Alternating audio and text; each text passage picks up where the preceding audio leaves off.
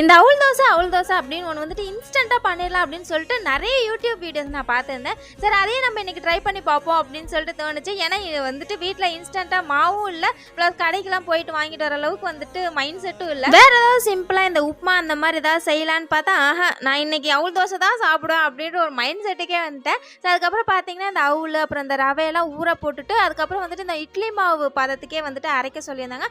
நானும் அரைச்சி மிக்சியில் இருக்கிறதெல்லாம் வலிச்சு அப்படியே தண்ணி ஊற்றிட்டு எடுத்துட்டேன். அதுக்கப்புறம் உப்பெல்லாம் ஆட் பண்ணிவிட்டு இந்த தோசை பேட்டருக்கே கொண்டு வந்துட்டேன். அதுக்கப்புறம் என்ன தவா எடுத்து அப்படியே சுத்தலான்னு பார்த்தா அது மாவு மாதிரி போகல, அது என்னமோ கறி மாதிரியே இருந்துச்சு. அதுக்கப்புறம் ஒரு குறிப்பிட்ட அளவுக்கு மட்டும் எக்ஸ்டெண்ட் பண்ணிவிட்டு அதுக்கப்புறம் எடுத்து திருப்பலாம் அப்படின்னு பார்த்தா ஒவ்வொன்றும் பிஞ்சு பிஞ்சு வந்துட்டு இருந்துச்சு. சரி என்னடா பண்ணுறது அப்படின்னு சொல்லிட்டு நானும் பொறுமையாக என்னால் முடிஞ்ச அளவுக்கு என் பொறுமையை இது ரொம்பவே சோதிச்சு ஒரு வழியாக என்னால் முடிஞ்ச வரைக்கும் செஞ்சுட்டேன். ஸோ நெக்ஸ்ட் டைம் ட்ரை பண்ணும்போது எங்கே மிஸ்டேக் பண்ணுறோம் அப்படின்றத ஐடென்டிஃபை பண்ணிவிட்டு நெக்ஸ்ட் டைம் ட்ரை பண்ணலான்னு இருக்கேன்.